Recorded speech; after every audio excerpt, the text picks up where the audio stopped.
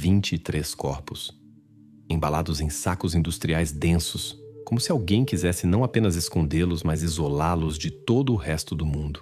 Este fato por si só soa como o início de um romance sombrio, mas era realidade.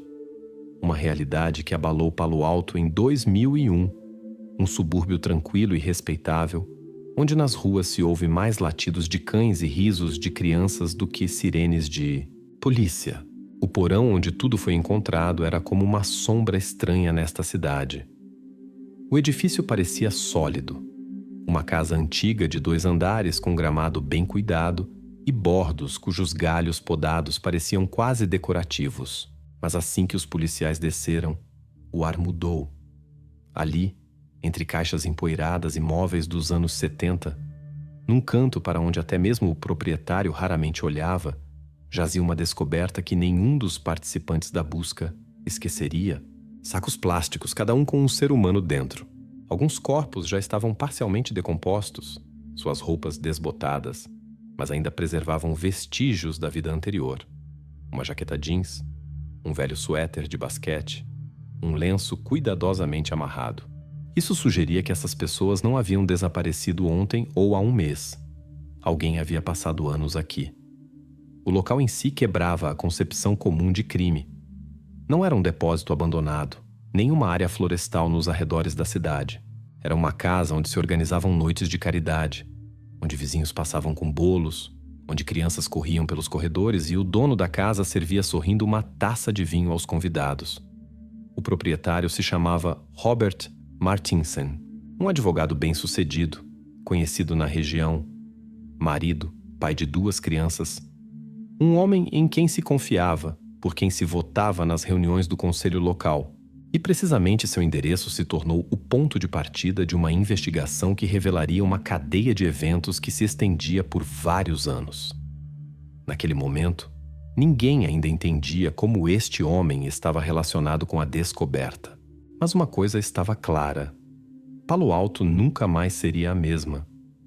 O proprietário desta casa era um advogado de 43 anos, pai amoroso, membro respeitado da sociedade, Robert Martinsen, um homem cujo nome era pronunciado com respeito em Palo Alto.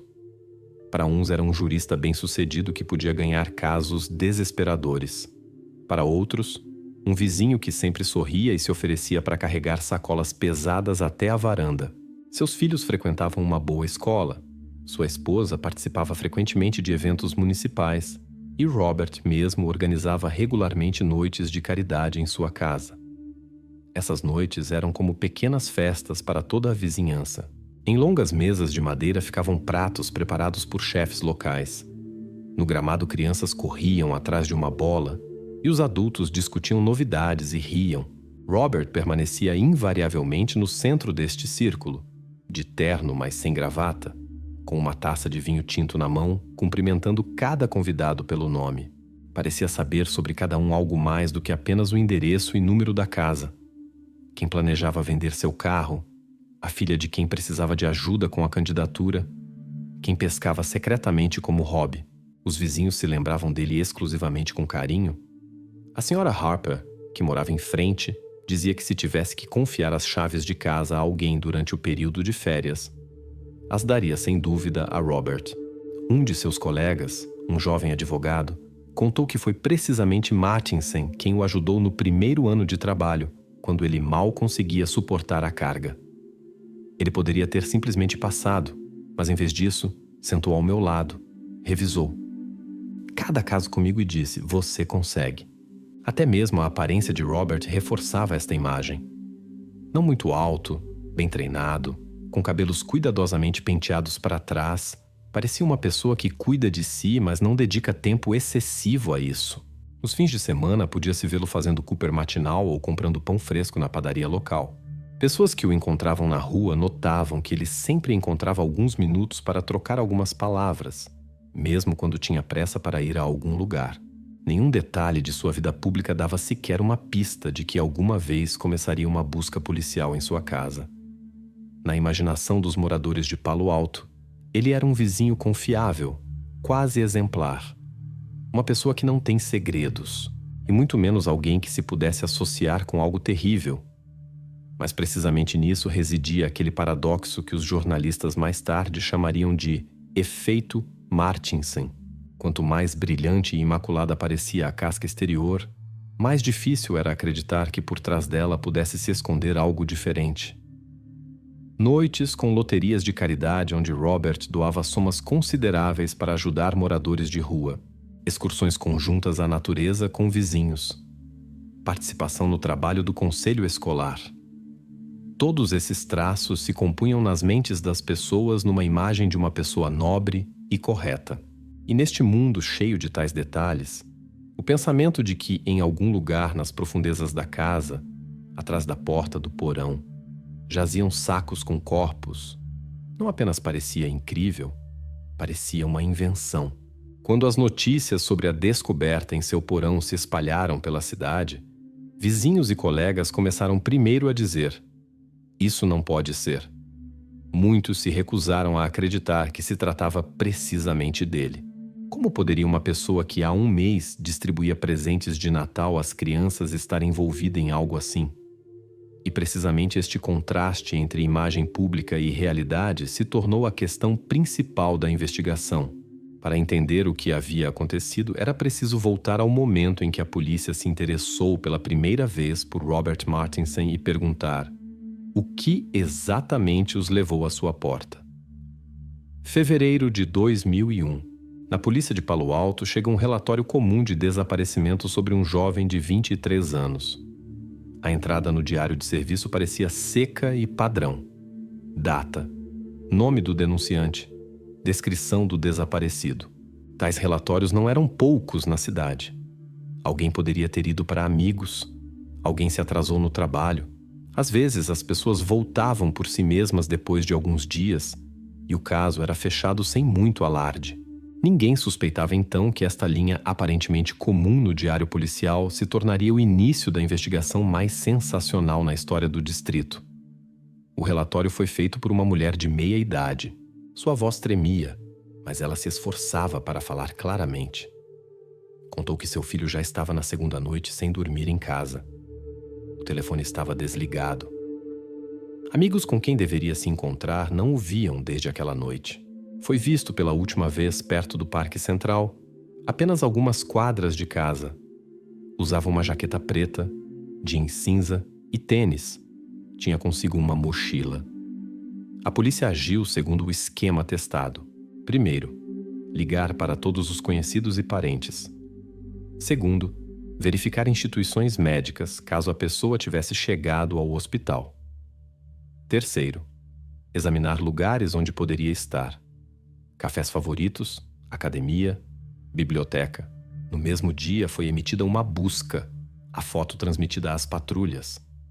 No dia seguinte, agentes percorreram as ruas circundantes, falaram com vendedores em lojas e transeuntes casuais. Alguém se lembrava de ter visto o jovem num ponto de ônibus, mas isso foi um dia antes do desaparecimento. No início, o caso parecia como dezenas de outros.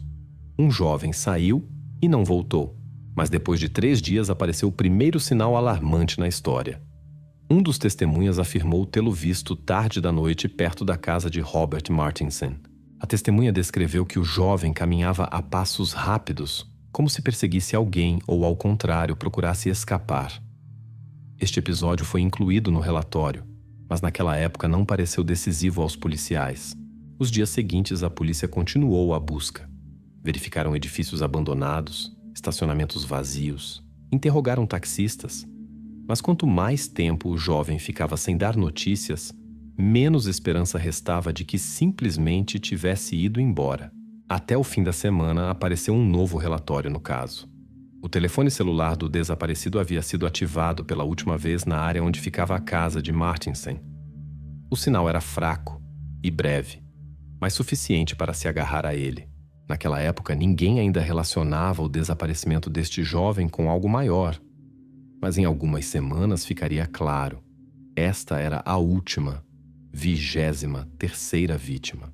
E precisamente ela se tornou aquele fio que, puxando a polícia, desembaralharia o novelo que se escondera por anos. Agora restava a questão principal.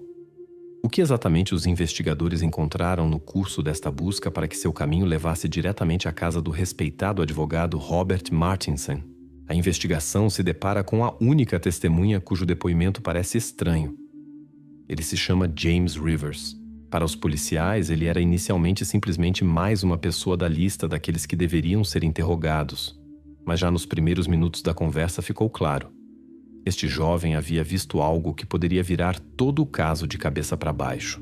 James morava a 3 quarteirões da casa de Robert Martinson. Nem vizinho, nem conhecido, nem colega. Simplesmente uma pessoa que o conhecia de vista como a maioria dos moradores da área. Naquela noite de fevereiro, ele voltava para casa a pé depois de se encontrar com amigos num bar. Já era bem depois da meia-noite. As ruas de Palo Alto a esta hora estão tranquilas, quase sem vida. Carros raros, luz de postes e o som dos próprios passos no asfalto. Quando James passou pela rua onde ficava a casa de Martin Sen, notou algo estranho. No telhado da casa se movia uma figura escura. Primeiro pensou que fosse um gato, ou talvez um guaxinim, dos quais há suficientes na área. Mas os movimentos eram seguros demais, muito humanos. Ele apertou os olhos para ver melhor. Um ser humano, sem dúvida. Um homem numa jaqueta escura que se movia lentamente, quase furtivamente, como se procurasse evitar a atenção. James parou. Tudo parecia como se esta pessoa estivesse procurando algo no telhado ou, ao contrário, escondendo algo ali. Em algum momento, a figura se inclinou e pareceu a James que levantava algo pesado. Soou um ruído surdo, como se um objeto massivo fosse colocado ou deixado cair sobre uma superfície dura. Na luz do poste, James viu por um momento o perfil do rosto. Não podia jurar que era Robert Martinson, mas a semelhança lhe parecia óbvia. Eu já o tinha visto antes. Certamente já o tinha visto, diria mais tarde no interrogatório. Mas havia algo mais. Segundo as palavras de James, o homem no telhado se paralisou de repente como se estivesse escutando. Então se virou abruptamente para a rua e mesmo à distância pareceu a James que seus olhares se cruzaram. Depois a figura desapareceu quase imediatamente do campo de visão, como se tivesse mergulhado numa escotilha ou descido para a casa. De manhã, James soube pelos vizinhos que naquela noite havia desaparecido um jovem que morava perto. Esta coincidência não lhe deu descanso. Decidiu contar tudo à polícia. Quando apresentou seu depoimento, a reação dos agentes foi ambígua. Uma parte deles recebeu a história com cautela. Pode-se facilmente se enganar sobre uma pessoa, e uma sombra noturna engana facilmente. Além disso, a casa de Martinson era antiga, com um sótão alto. Perfeitamente se podia subir para reparos ou para inspecionar o telhado. Também não havia lei que proibisse o proprietário de estar em seu próprio telhado no meio da noite. Mas, por outro lado, os detalhes do depoimento pareciam concretos demais para simplesmente ignorá-los. O ruído surdo, o desaparecimento abrupto da figura. Que tudo isso coincidisse temporalmente com o desaparecimento do jovem. Os policiais entendiam que quase não tinham pistas. O jovem desaparecido não dava notícias. O telefone celular havia silenciado. E, de repente, uma pessoa que afirma ter visto algo estranho precisamente onde fica a casa do respeitado advogado. O ceticismo ainda estava lá, mas a situação exigia ação. O chefe do grupo tomou a decisão: verificar o depoimento, perguntar a Martinson o que havia feito naquela noite e ver se não se encontravam outros sinais indiretos. Assim, o endereço de Robert Martinson entrou pela primeira vez no caminho de investigação policial. Isso ainda não era uma busca, apenas uma conversa. Mas precisamente a partir deste momento, a figura do respeitável advogado começou lentamente a se deslocar da categoria membro respeitado da sociedade para ir à categoria pessoa a quem há perguntas a fazer. Quando a porta se abriu, os policiais trocaram olhares por um momento. Tudo não parecia como haviam esperado. Sem pressa, sem susto ou agressão. Na soleira estava Robert Martinson, num suéter de cachemir claro, jeans e com uma xícara de café na mão. Parecia querer passar uma manhã relaxada lendo o jornal e não receber agentes que vinham com perguntas sobre uma possível participação no desaparecimento de uma pessoa. "Bom dia, agentes", disse com voz calma, levemente surpresa. "Em que posso ajudar?" O tom era cortês, quase amigável. Abriu a porta mais amplamente, ofereceu-lhes entrar. A casa os recebeu com luz suave das janelas, o aroma de café recém-preparado e perfeita harmonia doméstica.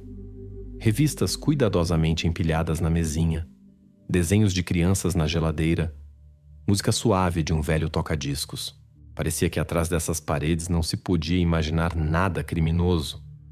Quando lhe comunicaram as palavras da testemunha, Robert apenas levantou as sobrancelhas. "No telhado? Não. Não subi lá. Para que faria isso? Naquela noite estive em casa. Jantamos em família, depois assistimos um filme. As crianças podem confirmar. Minha esposa também." Contou que a noite havia transcorrido tranquilamente. Jantar, massa com molho que sua esposa havia preparado. Depois, noite de filme em família, uma velha comédia. Depois, todos foram para seus quartos. Robert assegurou que nem mesmo havia saído para a rua. A verificação de sua pessoa revelou, sem antecedentes criminais, sem multas, sem conflitos com a lei. Paga impostos pontualmente. No trabalho, sua reputação é impecável. Vizinhos falavam dele como de uma pessoa pronta a ajudar a qualquer momento. Os agentes, no entanto, não podiam ignorar o depoimento de James Rivers. Mas quanto mais falavam com Martinson, mais difícil era imaginar que este advogado calmo e reflexivo pudesse estar escalando um telhado à noite com um propósito pouco claro. Não mostrou nem irritação, nem nervosismo. Suas respostas eram precisas, e as pausas entre palavras naturais, sem aquele silêncio tenso que frequentemente trai pessoas que procuram inventar desculpas. Em algum momento, um dos agentes fez uma pergunta direta. "Conhece o desaparecido?" "Não", respondeu Robert olhando nos olhos. "Nunca o vi." A polícia se encontrou num beco sem saída. Por um lado, uma testemunha que estava convencida de ter visto precisamente ele. Por outro lado, um advogado respeitado que parecia honesto até no menor detalhe. Sem provas diretas, restava palavra contra palavra. Finalmente, a Robert foi atribuído o status de pessoa de interesse. Isso significava que agora estava no campo de visão da investigação, mas legalmente, por enquanto, era um homem livre. Os policiais deixaram a casa com um sentimento do não dito, formalmente. Nada suspeito. Mas a intuição dizia que atrás da fachada da calma poderia se esconder algo maior. Muito em breve se apresentaria uma razão para voltar aqui, e já não mais para uma conversa com uma xícara de café. Os investigadores levantam arquivos de casos não resolvidos sobre desaparecidos nesta área dos últimos anos. Isso era mais uma ação de desespero do que de um plano claro. No caso Martinson, tudo havia se estagnado. Há uma testemunha, mas suas palavras não são confirmadas por nada material, e o próprio advogado se comporta com demasiada confiança. Restava esperar que em antigos registros se encontrasse uma regularidade que pudesse dar um novo vetor à investigação. Ao revisar os arquivos do final dos anos 90, os policiais começaram a notar uma estranha repetição. A cada poucos meses desaparecia um jovem de idade e estatura similares. Os locais de desaparecimento estavam espalhados por diferentes bairros, mas os fios levavam mesmo assim em direção a Palo Alto. Em alguns casos, testemunhas notavam que haviam visto os desaparecidos pela última vez perto daquelas ruas por onde Martinson frequentemente passava. Em paralelo, decidiram interrogar James Rivers mais uma vez. Desta vez, ele acrescentou um detalhe que não havia mencionado antes. A figura no telhado se movia segundo suas palavras, não apenas com cautela. Os movimentos eram bruscos, nervosos, como de uma pessoa que tem medo de ser pega. E segundo as lembranças de James, o rosto desta pessoa se tensionou no momento em que seus olhares se cruzaram, como se apertasse as mandíbulas. Este detalhe foi incluído nas notas, mas ainda era muito pouco para acusações diretas. Então conectaram especialistas em análise de dados de telefonia móvel. E aqui se encontrou a primeira inconsistência factual no álibi de Martinson. Seu telefone registrou uma breve chamada de saída por volta da meia-noite na noite do desaparecimento. E o sinal veio não de sua casa, como havia afirmado, mas da rua A2. 4 quarteirões de distância. Isso não provou culpa, mas minou sua história segura. Pequenos fragmentos começaram a se compor num mosaico. Uma série de desaparecimentos similares, uma figura nervosa no telhado na noite do último desaparecimento, a inconsistência dos dados de telefonia móvel com o álibi declarado.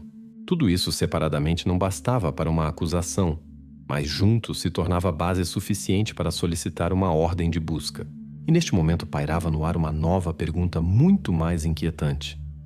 O que exatamente encontrariam na casa do respeitado advogado? Ele estava reservado ultimamente. Pensei que fosse por causa do trabalho. Essas palavras a esposa de Robert pronunciou calmamente, como se falasse de algo cotidiano, como o cansaço de seu marido por sessões prolongadas. Para ela isso era natural. Um advogado com grande volume de trabalho, clientes difíceis e viagens constantes. Não via nisso sinal alarmante, mas cansaço, ao qual se acostumara ao longo dos anos de casamento. Mas para os investigadores isso se tornou um pequeno gancho. Reserva. Um conceito vago. Pode se afastar da família por estresse, mas também por causa de um segredo que se guarda como nada mais.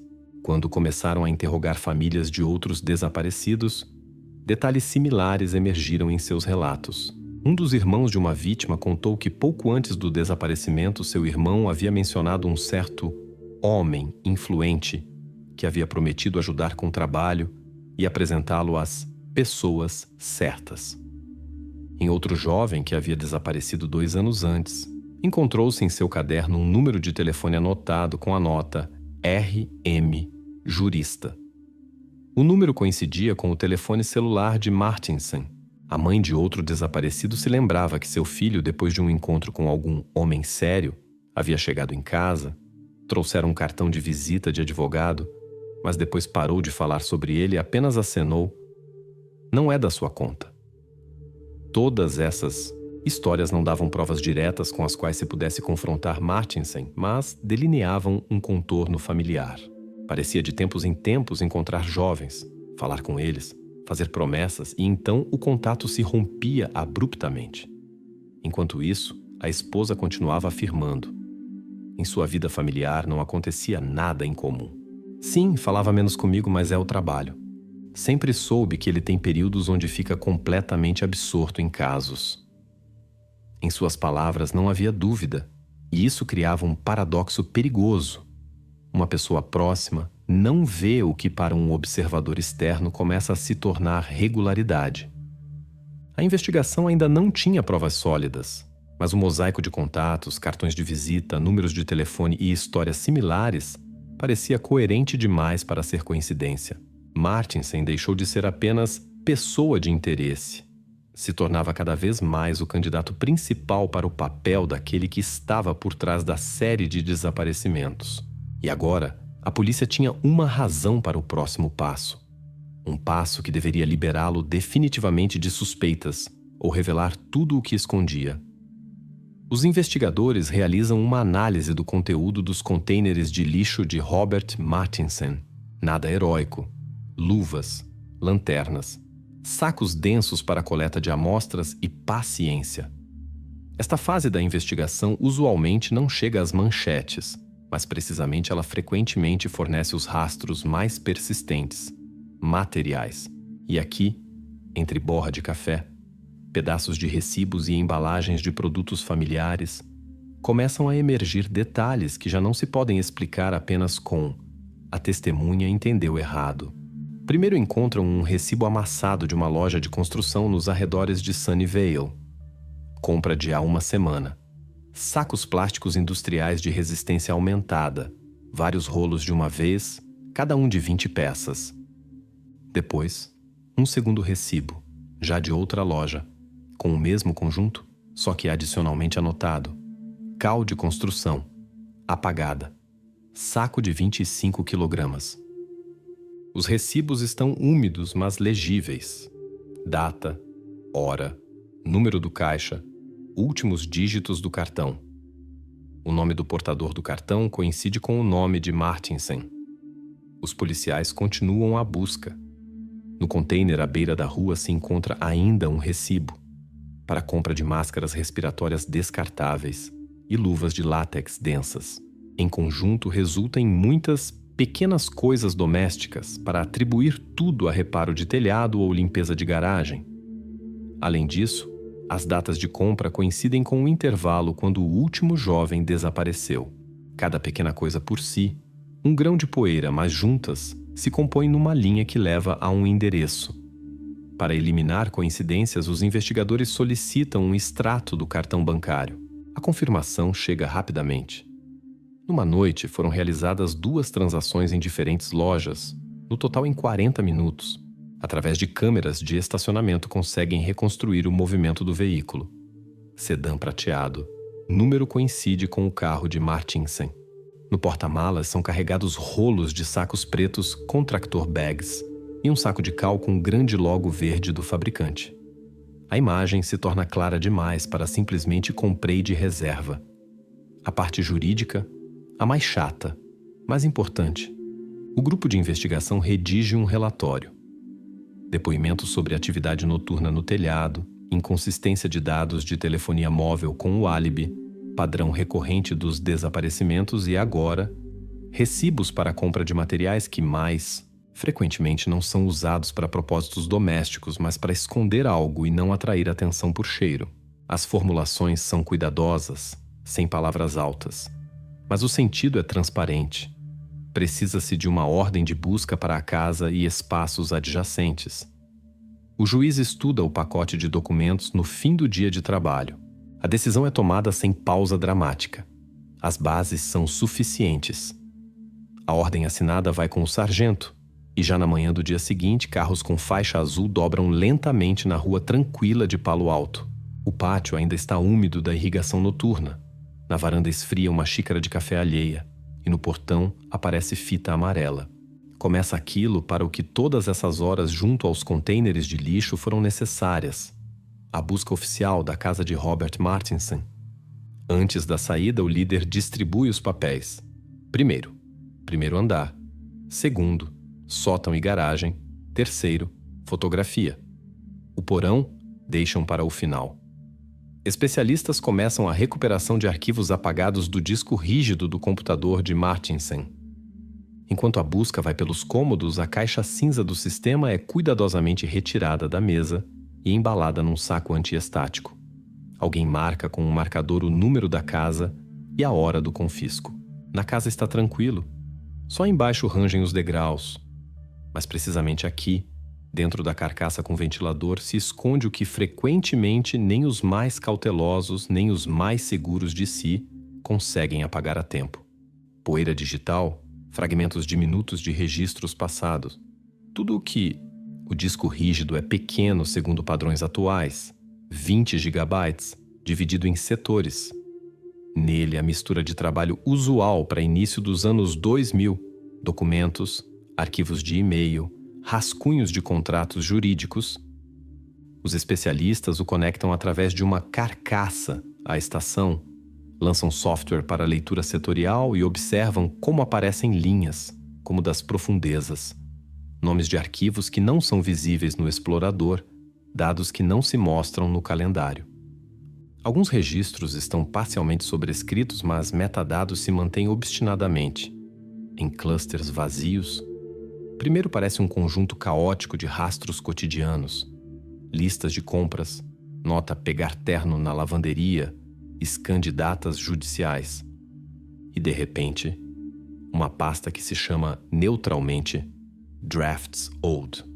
Dentro, vários documentos sem extensão, criados e apagados em diferentes dias. Um arquivo se abre na 4ª tentativa, fluxo de texto, onde parte das linhas está misturada com símbolos ilegíveis. Os especialistas o montam como um quebra-cabeças e obtêm o rascunho de uma carta sem destinatário. A carta não consiste em ameaças e não contém nomes. Se parece com um exercício que alguém escreveu para si, para sentir o poder das palavras. Controle. Não são gestos barulhentos. Controle é quando uma pessoa escolhe por si mesma o que você sugeriu a ela. Considera a decisão como sua própria e agradece. Mais adiante, um parágrafo sobre a fraqueza dos outros, sobre como o tom certo e a promessa certa forçam o interlocutor a um passo que não teria dado sem orientação suave. Às vezes, o autor muda para expressões jurídicas, como se... Os especialistas também notam a estrutura do texto. Está datado 1 ano antes do último desaparecimento, mas nele se encontram correções e inserções que foram feitas mais tarde. Isso significa que o autor voltou a ele, ao lado, um segundo arquivo, mais curto, uma enumeração de frases com as quais é conveniente começar uma conversa. Vamos ver seu currículo. Conheço pessoas que precisam de um estagiário. Não prometo nada, mas vou tentar. A escritura é igual, seca, sem emoções. Todos os pronomes pessoais foram removidos, como se o autor conscientemente apagasse rastros de empatia. Em paralelo, especialistas extraem o histórico de navegação dos últimos anos. Ali não há nada abertamente criminoso, mas é notável uma sequência de consultas de busca. Psicologia da persuasão, como construir confiança rapidamente, método de aperto de mão. Depois, longas cadeias de links para fóruns onde se discutem limites éticos da manipulação. Em um dos fragmentos salvos, uma discussão alheia onde o autor não escrevia, mas salvava comentários sobre práticas de influência no interlocutor em modo offline. Os juristas do grupo lembram: tais textos por si só não provam crime algum. Milhares de pessoas leem livros sobre negociação, mas em conexão com o que já está lá, depoimentos sobre atividade noturna no telhado, compras estranhas, inconsistência de dados de telefonia móvel e repetições nos desaparecimentos, este rascunho se torna a primeira chave psicológica. Mostra como uma pessoa vê os que a rodeiam, não como vizinhos, não como clientes, mas como sistema de alavancas e botões. O fragmento mais inquietante, algumas linhas onde o autor reflete sobre lugares neutros. Pessoas se sentem seguras onde tudo é conhecido. Luz, cheiros, conversas ao fundo. Se o lugar parece alheio, se cansam e concordam mais rápido só para terminar a conversa. É importante não lhes dar tempo para pensar. Isso não é um plano e não é uma instrução, mas é uma forma de pensar, elaborada, fria, sem espontaneidade. Quando os especialistas compõem o relatório, sublinham. Rascunhos recuperados encontrados com estilo único que coincide com documentos de trabalho de Martinsen. Páginas salvas localmente sobre métodos de persuasão. Modelos de frases com as quais é fácil começar conhecimentos e oferecer ajuda. Tudo isso se compõe numa imagem de uma pessoa para quem comunicação não é amizade e não é cooperação, mas engenharia comportamental. Uma conclusão assim não se pode pôr na balança no lugar de provas materiais, mas dá direção à investigação. Não procurar. E neste momento, a poeira digital deixa de ser apenas uma coleção de bytes. Se torna a janela para a cabeça de uma pessoa que possivelmente durante anos aperfeiçoou formas de se aproximar, ganhar, prometer e desaparecer. À frente, perícias mais complicadas, comparação de metadados com datas de desaparecimento, análise de conexões de e-mail, busca de coincidências entre cadernos dos desaparecidos e contatos encontrados no disco rígido. Mas o principal já aconteceu. A investigação obteve não um mapa físico, mas psicológico. E este mapa leva. Há também pequenos traços dos quais se compõe o caráter. Na área de trabalho, uma pasta Drivers, embora não haja nela controlador algum, mas textos com nomes neutros. Readme ORTF, Notes .txt. Datas de criação estão ajustadas à instalação do sistema, mas o tempo de edição vai obstinadamente para meia-noite. Sistema operacional Windows 2000. O disco rígido em FAT32 conserva caudas de documentos apagados em clusters livres e, através delas, é visível. O autor voltava frequentemente às mesmas frases, corrigia verbos, removia pronomes. Até mesmo os nomes de pastas revelam meticulosidade. Archive 1, Archive 1A, Archive final. Isso não é uma prova como tal, mas é uma escritura. Calma, calculada, acostumada a classificar pessoas numa tabela. E precisamente esta escritura encontrada na poeira digital é um ponto de referência. Não procurar rastros de combate, mas pontos onde conversa se tornou transação. Aparece informação sobre antecedente criminal anterior da testemunha principal, James Rivers. Num momento, a única pista está em questão. Se a testemunha uma vez transgrediu a lei, pode-se confiar em suas palavras sobre o homem no telhado? A defesa de Martinsen agarra esta ocasião com ambas as mãos. Os advogados agem rapidamente. Na mesa da imprensa põe o fato. Em 1997, Rivers recebeu uma condenação condicional por uma briga num bar. Conflituoso, propenso ao exagero. Assim formulam, insinuando que as sombras noturnas no telhado poderiam ter nascido da fantasia. Entram em uso formulações precisas, mas pegajosas. Aversão pessoal, desejo de atenção, possível recompensa por informações. Numa reunião com a polícia, o defensor de Martinsen diz diretamente: estão construindo um caso sobre uma pessoa que ela mesma não é capaz de se controlar. A polícia é forçada a verificar a versão da vingança. Resulta que Rivers era amigo próximo de um dos desaparecidos e havia suportado mal seu desaparecimento. Sim, isso pode torná-lo parcial, mas a versão decidiu caluniar Robert requer fatos. Procuram-nos em pequenezas. O interrogatório no bar confirma. Na noite do desaparecimento, Rivers esteve realmente lá até meia-noite. Pagou com cartão, deu gorjeta. 2 funcionários se lembram de sua jaqueta com o emblema. Mais adiante, a rota. Segundo sinais de telefonia móvel, o telefone de Rivers se move ao longo da linha previsível. Bar, parada, quarteirões em direção à sua casa. Depois, Rua de Martinsen, onde o sinal por 1 minuto capta uma antena vizinha e novamente afastando-se. Para casa. Isso coincide temporalmente com o momento suposto quando viu a figura no telhado. Também verificam a ligação com Martinsen. Não se encontram conflitos. Rivers nunca litigou contra o advogado e não se cruzou profissionalmente com ele. Em compensação, aparece outra coisa. Algumas semanas antes do desaparecimento, tentou contactar as autoridades municipais com o pedido de procurar mais ativamente o amigo. Suas cartas são secas, sem histeria. Nelas, apenas fatos. Isso encaixa mal na imagem de uma pessoa que supostamente busca vingança barulhenta. Em um dia, a imagem se esclarece. Sim, Rivers tem um velho antecedente. Uma briga que terminou sem consequências sérias. Mas na história atual, suas palavras são apoiadas por tempo, rotas e testemunhas. Não se encontra motivo para uma calúnia. A polícia fecha este ramo. A versão da vingança pessoal não se confirma. E, paradoxalmente, precisamente esta tentativa de desacreditar fortalece a linha principal.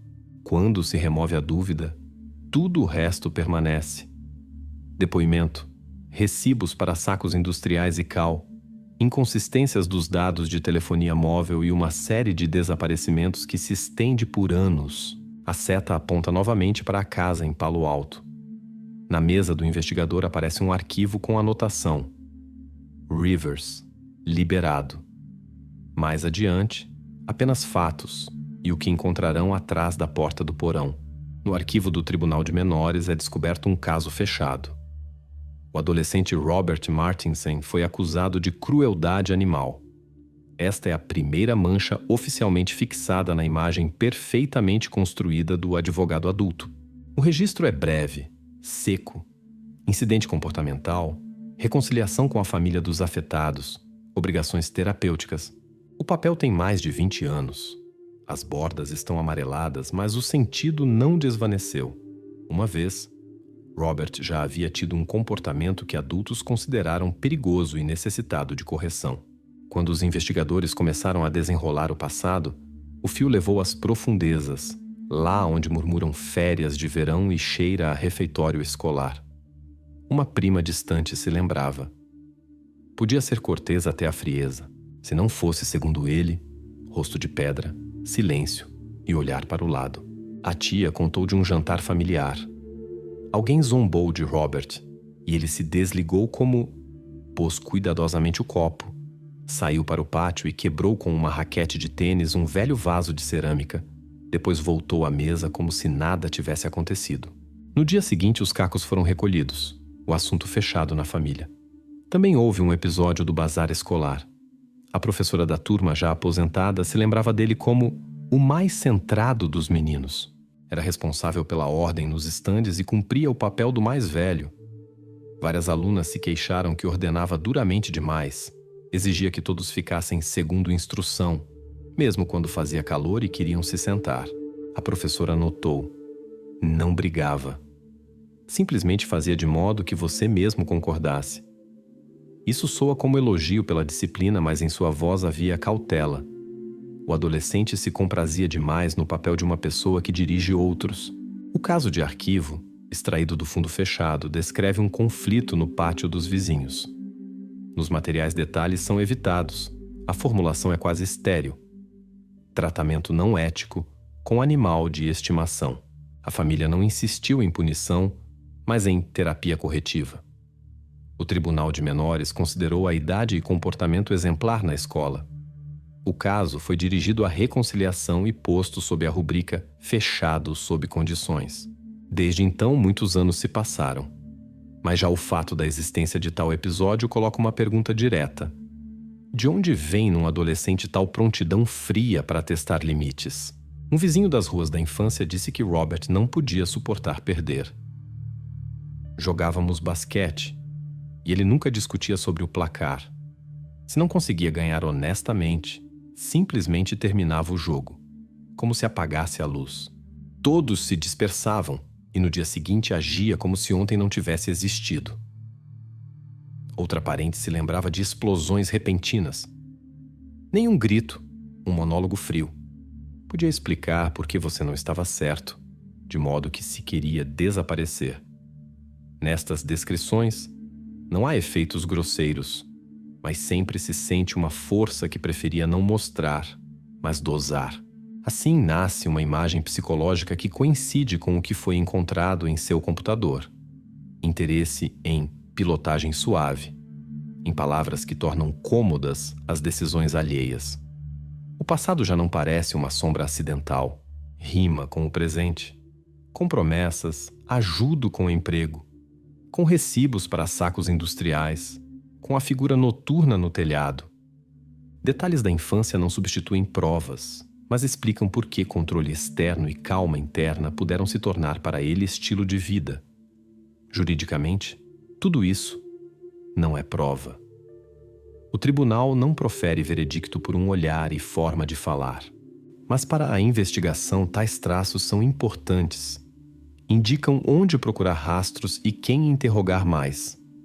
Se uma pessoa está acostumada a não levantar a voz, mas a forçar ao consentimento, então suas promessas podiam soar especialmente convincentes para jovens que precisavam de apoio.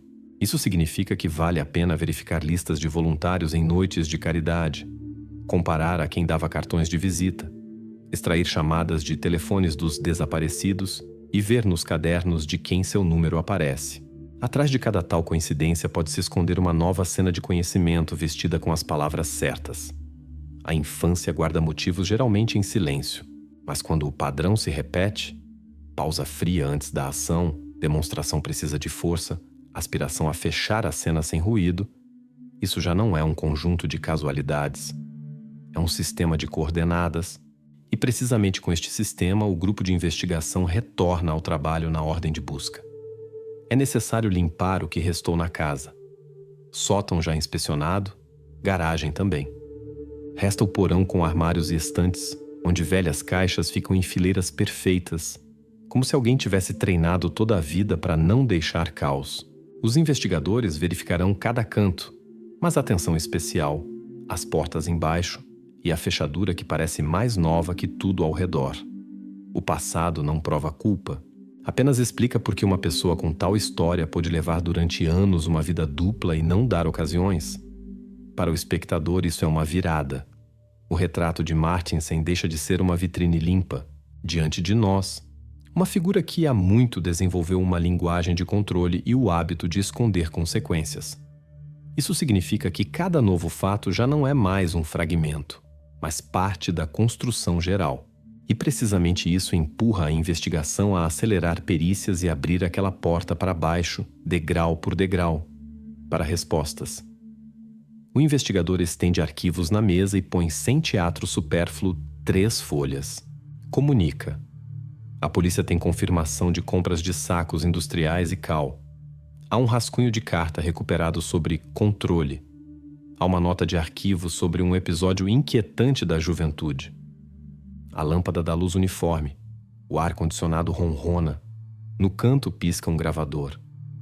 Tudo está disposto de modo que não restem dúvidas. Não se trata de rumores, mas de fatos. Martinsen, contudo, não deixa escapar nem uma única emoção. Está sentado direito, mãos juntas, olhar tranquilo.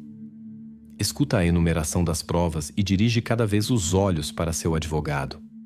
Este acena apenas perceptivelmente e lembra a estratégia. Nenhuma explicação. Nenhuma improvisação. Silêncio como posição.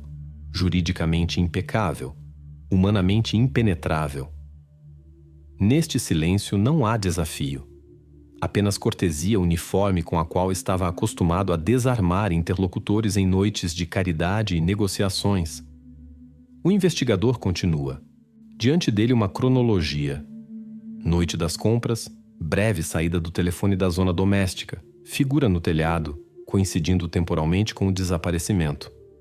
Cópias de recibos, impressões de telefonia móvel, certificado do arquivo. Todos esses quadrados se compõem num quebra-cabeças. Mas em lugar de uma resposta, a mesma pausa aprendida. Martinsen não confessa, não contesta e não oferece explicação doméstica. Parece absorver perguntas e devolver silêncio de igual densidade. A tentativa de se aproximar do outro lado, também ao vazio. Alusão ao perfil psicológico, ao interesse em manipulações em arquivos antigos, ao padrão recorrente de conhecimentos com jovens. Tudo isso se fixa no protocolo, mas não encontra nem consentimento, nem refutação. O defensor lembra taticamente o direito do mandante a guardar silêncio, e cada ponto seguinte se atolam nesta fórmula impecável. No fim do interrogatório resta o sentimento de uma parede. O investigador entende. A conversa está esgotada. Se existem respostas, então, não nesta sala. Estão na casa na rua tranquila de Palo Alto, em cômodos onde convidados usualmente não vão, e especialmente lá onde o ar é mais frio e cheira a poeira. Isso significa que resta o único movimento previsto pela lei e senso comum. Busca ampliada com foco no porão e todas as zonas fechadas. A manhã já está marcada, grupos distribuídos, e a próxima cena desta história começa com o rangido de uma chave numa fechadura de ferro. Precisamente ali se decide quem é realmente Robert Martinsen.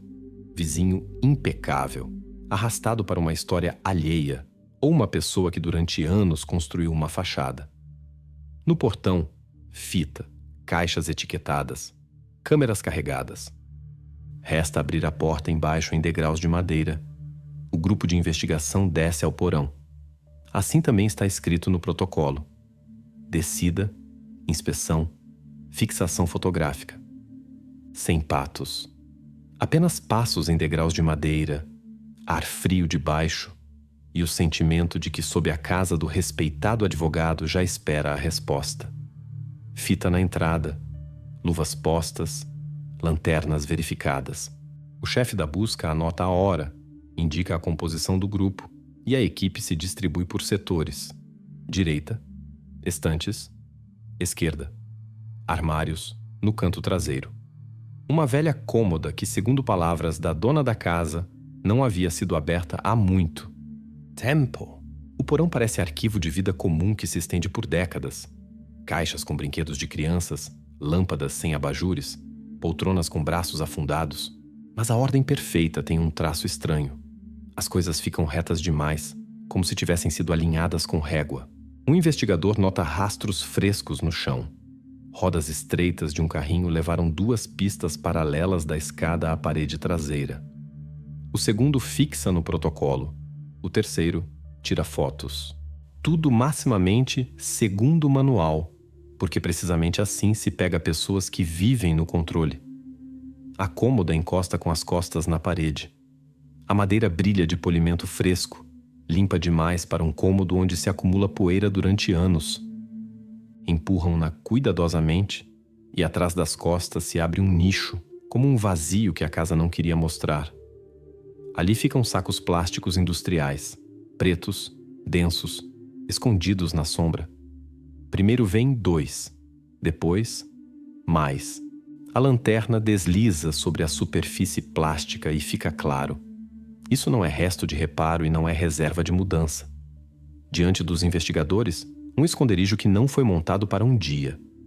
O cheiro no porão muda, se torna denso, pesado. Ninguém diz nada em voz alta, mas todos entendem que encontraram precisamente aquilo para o que o juiz pôs sua assinatura. O chefe pede para não tocar em nada sem marcação. Os sacos são numerados, distâncias a paredes e móveis medidas, tamanhos anotados. O protocolo vai linha por linha, como um metrônomo. O segundo grupo descreve a disposição dos móveis. Cômoda, uma peça. Armário, 2 peças. Estante metálica, 1 peça. Caixas de papelão, 7 peças. Depois segue um número importante. Após o traslado completo e nova inspeção, se retém o número exato, 23. A entrada do protocolo é breve. 23 sacos de tipo industrial descobertos dispostos em fileira no nicho entre a parede e as costas da cômoda. Estado: não abertos para inspeção até a chegada dos especialistas. Este número pronunciado em voz alta parece deslocar o ar no cômodo. O silêncio se torna outro. Nele já não reside expectativa, mas certeza. Técnicos criminalísticos são chamados ao local. Cada saco, uma cena própria. As marcações no plástico são fixadas, comparadas com os recibos de caixa encontrados no lixo. No chão, rastros de uma substância em pó que lembra cal. Uma amostra é coletada num saco separado. O técnico fotógrafo faz uma vista geral do nicho, uma tomada geral do porão, primeiros planos das costuras e nós. Tudo acontece lentamente, sem pressa e palavras, pois agora cada movimento falso é um detalhe perdido para o futuro processo. Quando o primeiro lote de materiais está selado, o chefe da busca dá a ordem para subir. Em cima, um breve relatório. Robert Martinson se encontra sob supervisão de agentes na casa. Seu rosto permanece tranquilo, mas desta vez seu silêncio carece da segurança habitual. As provas do porão não são depoimento e não é disputa sobre interpretações. São realidade material que não se pode explicar com renovação ou necessidades domésticas. A decisão é tomada imediatamente e conforme a lei. Robert Martinson é preso. Leem-lhe os motivos. A descoberta de sacos industriais em número de 23, que coincidem em tipo e data de compra com as compras documentadas por recibos de caixa. A presença de rastros de uma substância semelhante a cal no porão. A coincidência com dados sobre uma série de casos de desaparecimento. Em seus pulsos, algemas. A casa onde ontem ainda se serviam canapés e tocava jazz suave, agora soa diferente. Passos, ordens, o farfalhar de sacos de prova. Fora já se reúnem vizinhos, olham para a fita de bloqueio no portão como se tivesse dividido seu mundo num antes e depois.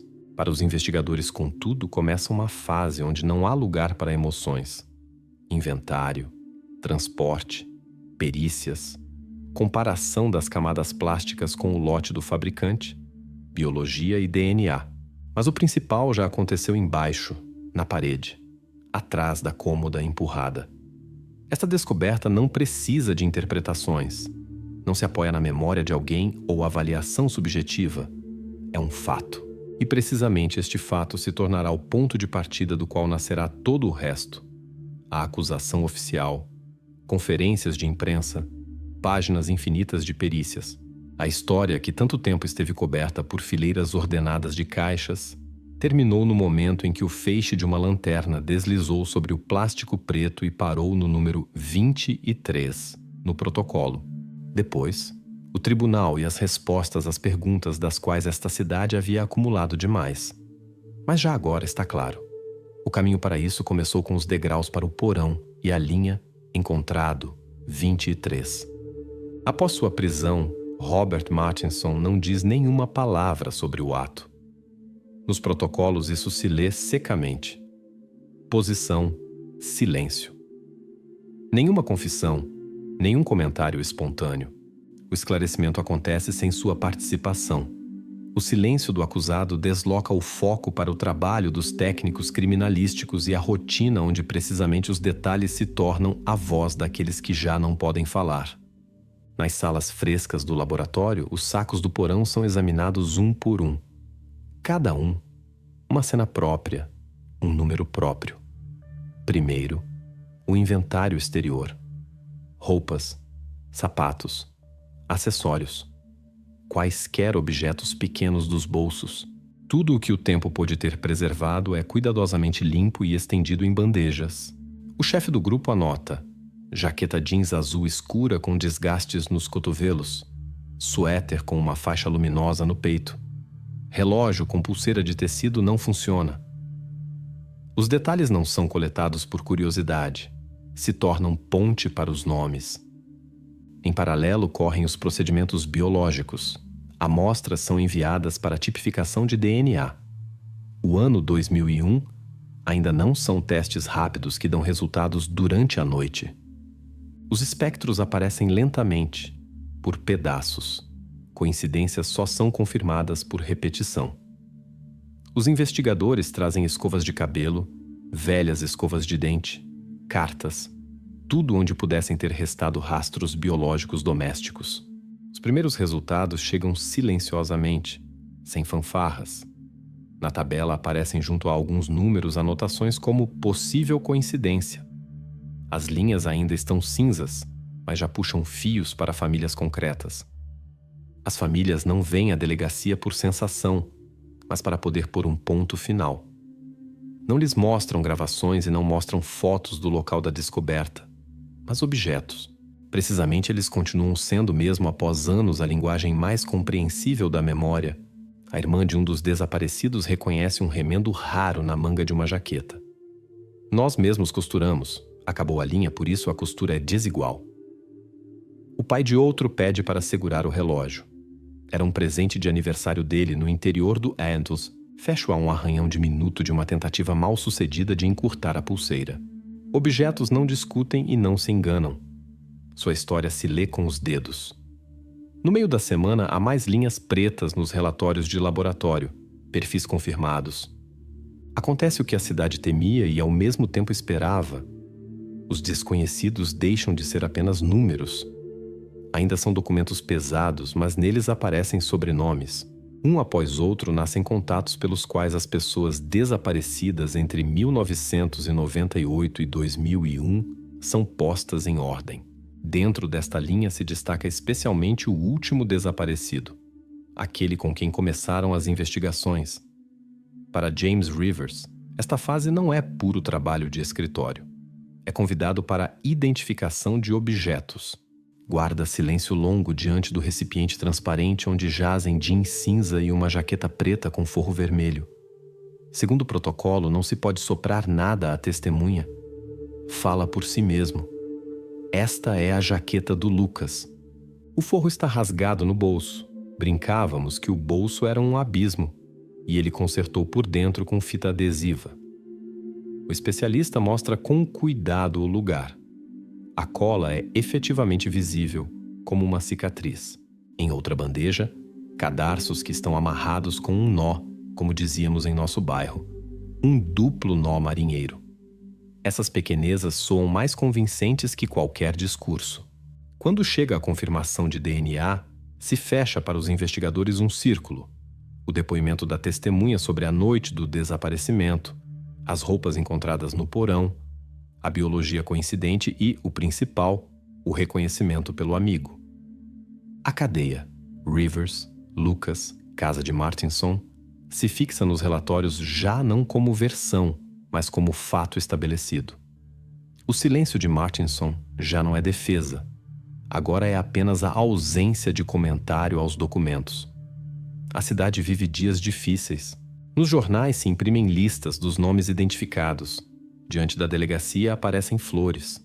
Mas na crônica das investigações mesmas acontece um deslocamento importante. O papel do único testemunha e iniciador passa para segundo plano, e em seu lugar vem a matemática fria dos laboratórios. De fios separados se tece um tapete. O promotor agora tem o que se chama uma cadeia de provas. Descobertas materiais do porão, recibos de compras, rascunhos digitais e perfis confirmados. E, no entanto, o humano continua sendo o principal. Na sala de identificação, Rivers pede para fechar o recipiente.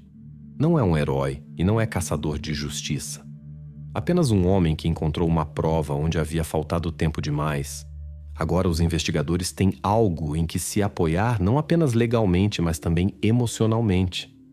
A linha da testemunha está conectada com a última vítima e a casa de Martinson. O que segue é a formulação de acusações para cada episódio estabelecido e a preparação para o processo onde os números e as coisas falarão no lugar daquele que escolheu o silêncio. A preparação para o processo começa com o principal, o tempo. Uma perícia estabelece a data de morte da vítima mais antiga, junho de 1998. Apenas neste mês se sente uma longa sombra. Isso significa que tudo durou anos, não apenas temporadas. A partir desta marca, os investigadores constroem uma linha. Quem desapareceu quando Martinson estava na cidade? Que noites de caridade coincidiram com os casos de desaparecimento e onde seu telefone se acendia nas horas noturnas? Matemática fria transforma caos em sequência. Mais adiante vem a tentativa de entender como. A imagem se compõe de hábitos e pequenezas. Exteriormente parecia inofensivo. Cartões de visita de advogado, conversas sobre perspectivas, um encontro para 1 horinha para revisar o currículo. Usava o fato de que as pessoas em Palo Alto estavam acostumadas a convites corteses, para um café depois de uma conferência, para uma taça de vinho depois de uma noite de caridade. Vários episódios confirmados mostravam o mesmo padrão. Um breve conhecimento, a promessa de contatos com pessoas importantes, a troca de números, depois a transição rápida para um espaço privado. Em minha casa é tranquilo. Tenho impressora e escrivaninha. A casa funcionava como um cenário. No térreo, ordem perfeita e objetos habituais de vida familiar. No primeiro andar, o escritório de trabalho que o convidado entrava como com um mentor. E só embaixo, um cômodo onde não era necessário falar. O porão com estantes, armários, o nicho atrás da cômoda. Segundo perícia, precisamente ali foram encontrados mais tarde rastros de cal e plástico que coincidia com as compras. Isso não é enigma policial romântico, mas ritmo. Trazer, isolar, tirar a possibilidade de telefonar, concluir. Os detalhes não precisam ser descritos. Basta que cada detalhe da casa estava acordado à tarefa principal: tornar uma pessoa estranha controlável e discreta. Os intervalos entre episódios só se explicam por sua disciplina. Não tinha pressa. Entre os desaparecimentos passavam meses. Durante este tempo, o Robert Público fortalecia sua fachada. Novos projetos, fotos do conselho escolar, saídas de fim de semana. No computador se conservaram modelos de texto como começar corretamente uma conversa e como oferecer ajuda para que te escolham. Estes rascunhos rimam com os depoimentos dos parentes. Quase em cada caso se prometia um caminho na profissão ou um estágio com conhecidos. Procurava aqueles que estavam numa encruzilhada em busca de dinheiro, moradia, contatos. A oferta soava como salva-vidas e o local de encontro como continuação natural da conversa. A última parte do esquema, a conservação. O porão estava preparado antecipadamente, uma cômoda que se podia mover, uma fileira limpa de sacos industriais, cal para cobrir o cheiro, num caderno anotadas as medidas do nicho. Isso não é improvisação por medo, mas plano concebido para anos. E funcionava, Até que apareceu na cadeia uma pessoa disposta a notar um detalhe, uma figura no telhado, e não ceder, mesmo quando tentaram afastá-la com a palavra ex-condenado condicional. Também a versão com o telhado se insere na lógica. Controles noturnos, movimento de objetos pesados, tentativas de evacuar ar pela ventilação do sótão. Os especialistas são cautelosos em suas formulações, mas detectores de poeira nas vigas e rastro de lubrificante fresco na escotilha mostram que se subia acima mais frequentemente do que é usual numa casa normal. Talvez assim verificasse como o porão aguentava e quando era hora de rearranjar os móveis. Até julho de 2001, os investigadores obtêm uma sequência que se coloca num mapa e num calendário. Embaixo, uma lista com nomes em cima. Breves notas sobre o dia em que cada um deles desapareceu. Última chamada. Zona Centro. Visto perto do supermercado. Falou com um advogado que prometia apresentá-lo a um empregador. Com o estabelecimento das coincidências biológicas, as suposições se tornam pares de nome, objeto, lugar.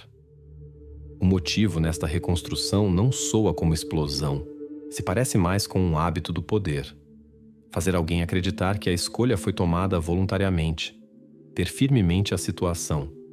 Apagar rastros melhor que se apaga arquivos de um disco rígido. A uma pessoa com tal forma de pensar não era difícil viver em duas realidades. De dia, ternos impecáveis e discursos corretos.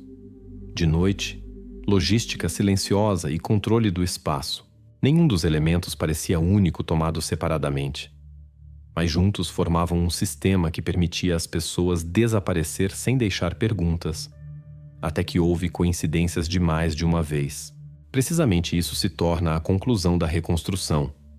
Os investigadores não enfrentam uma explosão ou colapso, mas atividade metódica, organizada, que se estendia por 3 anos. A base, status, linguagem de promessas e uma casa arranjada como mecanismo. A frente, decência. As costas, escritório de trabalho, escadas, o nicho atrás da cômoda. Quando tudo isso se junta numa única linha, os passos seguintes são inevitáveis. A acusação para cada episódio separado, a precisão de datas, a apresentação do esquema geral aos jurados. E já não é tanto a pergunta por quê, mas como pôde permanecer despercebido tanto tempo. A resposta parece simples e aterrorizante. Aprendia há anos enquanto a cidade se acostumava ao seu sorriso. A próxima fase é o tratamento jurídico desta imagem para o tribunal. Diagramas temporais, plantas da casa, tabelas de compras, comparação de sinais de telefonia móvel com datas de desaparecimento. Precisamente a história que tentava manter na sombra, agora se estenderá em páginas, esquemas e depoimentos.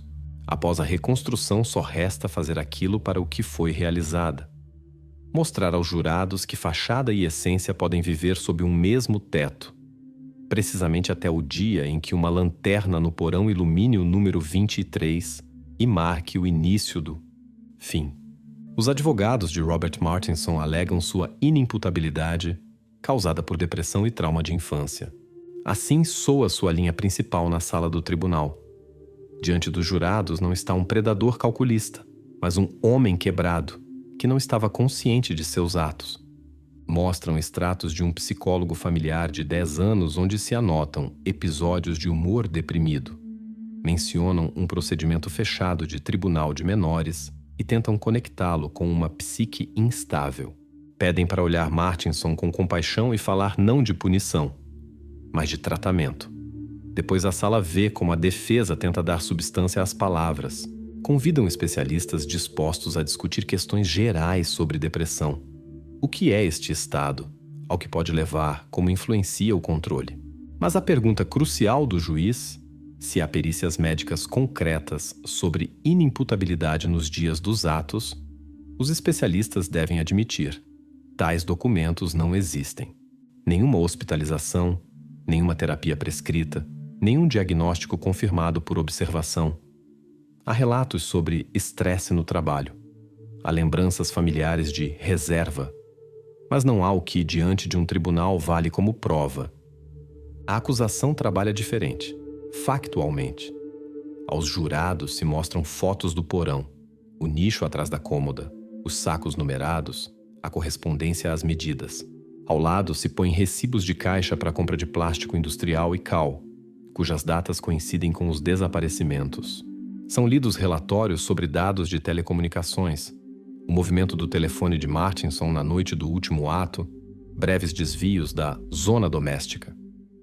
Depois, os rascunhos digitais do computador, textos sobre controle e listas com frases para estabelecer contatos.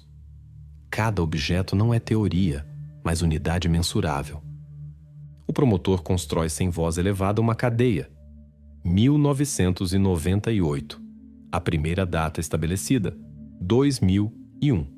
A última, no meio, o mesmo esquema de ação. Uma testemunha vê uma figura no telhado. As roupas encontradas são confirmadas por DNA. Rivers reconhece a jaqueta de seu amigo pelo forro rasgado.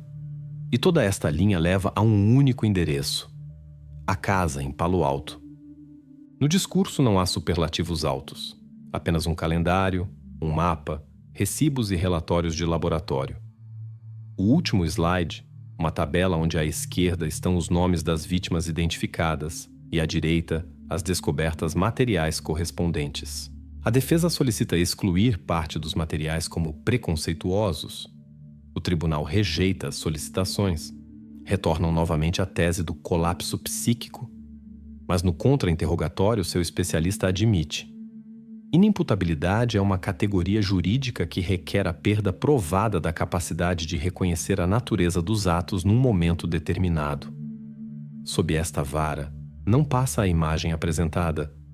Fica óbvio. A tentativa de mover a conversa do nível dos fatos para o nível das emoções não cria a ponte necessária para a absolvição. Nos alegatos finais, o promotor fala brevemente. Diante dos jurados não está uma casualidade e não demência, mas comportamento sistemático que não se explica com a única palavra depressão. Lembra que milhares de pessoas vivem com este diagnóstico e não transformam suas casas em esconderijos. Lhe faz eco a força seca dos protocolos. Cada descoberto, fixado, coincide. É um tijolo no edifício da acusação. Os jurados se retiram por pouco tempo. Na sala reina aquele ar que existe antes do apito final, uma pausa suspensa onde o tempo parece durar mais que no relógio. Quando os jurados retornam, o presidente anuncia a decisão: culpado em todos os casos acusados. A defesa pede para considerar circunstâncias atenuantes.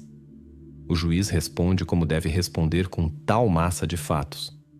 O veredito não se determina por palavras sobre sentimentos, mas pela gravidade dos atos estabelecidos e a magnitude de suas consequências.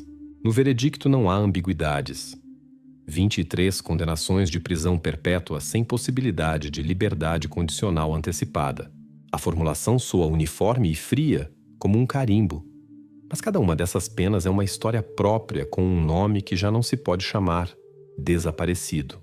Martinson escuta sem mudar expressão. Sua defesa anuncia que apelará, mas mesmo isso soa ritual diante do peso das provas.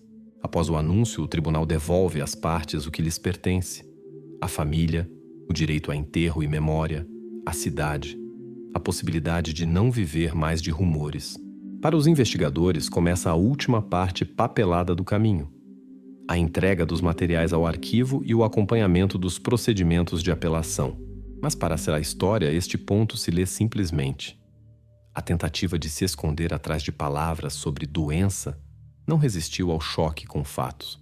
A fachada da vida normal se manteve até que se pôs em cima um calendário, recibos e resultados de perícias.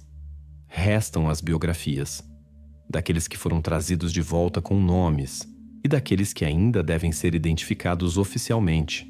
O Tribunal Distrital fecha a sessão e a cidade deixa o edifício com o sentimento de que a verdade às vezes parece chata. Tabelas, protocolos, um veredicto. Mas precisamente, ela fecha as histórias. E esta está fechada, culpado, 23 vezes perpétua, sem direito à liberdade antecipada. A casa de Robert Martinson em Palo Alto foi demolida por decisão da administração municipal. Uma obra tomou o pátio, e um dia depois da fachada só restava poeira e o rastro da fundação que parecia uma cicatriz retangular na terra. O endereço foi retirado dos mapas turísticos, o terreno cercado com cerca verde, e se prometeu arranjar ali um pequeno parque. Os cidadãos diziam que assim se podia respirar mais fácil. Desaparecida a casa, desaparecida também a sombra que lançava sobre todo um bairro. A família se mudou silenciosamente. Uma vizinha se lembrava como um caminhão recolheu cedo de manhã caixas com desenhos de crianças e um velho piano. Depois veio a notícia. Haviam mudado seu sobrenome e escola e pediram para não os procurar. Os vizinhos não se opuseram. Nesta cidade se sabe deixar as pessoas em paz. Só restaram a caixa de correio com o nome repintado e um gancho vazio onde uma vez pendera uma coroa de Natal. À noite agora param ali corredores, amarram seus cadarços e seguem correndo, sem deter o olhar. A cidade viveu este caso junto com as famílias das vítimas identificadas. Nos degraus da prefeitura foram lidos os nomes. Ao lado se acenderam velas e uma organização beneficente criou uma bolsa em sua memória. A polícia relatou secamente, sem show midiático. Perícias terminadas, provas transferidas ao arquivo, veredicto firme. Mas as conversas nos pátios sempre retornavam ao mesmo tema. Como pôde um homem que todos conheciam pelo nome esconder isso durante anos no porão? Uma resposta do próprio Martinson nunca veio. Na prisão conserva o mesmo silêncio aprendido. Nenhuma confissão, nenhum porquê. Psicólogos disputam nas páginas de relatórios sobre sede de controle e traumas de infância, mas são apenas tentativas de explicar o silêncio com palavras. O caso está fechado juridicamente, mas emocionalmente na cidade ficou um vazio, precisamente onde ficava a casa. O parque ainda não está aberto. A cerca faz ruído no vento e as pessoas passam mais rápido que o usual. Assim termina uma história onde a fachada era exemplar e o reverso inimaginável. Palo Alto encontrou seu ritmo habitual, mas se tornou mais atento a pequenezas. A reserva repentina, a fileiras ordenadas demais de caixas, as palavras ajudo, tenho contatos. E a pergunta principal, por quê? Ficou sem resposta. Talvez também ficará onde originalmente se escondeu, atrás da porta fechada do silêncio de alguém. Para a cidade, este epílogo soa simplesmente lembrar os nomes e não confundir um sorriso com a verdade.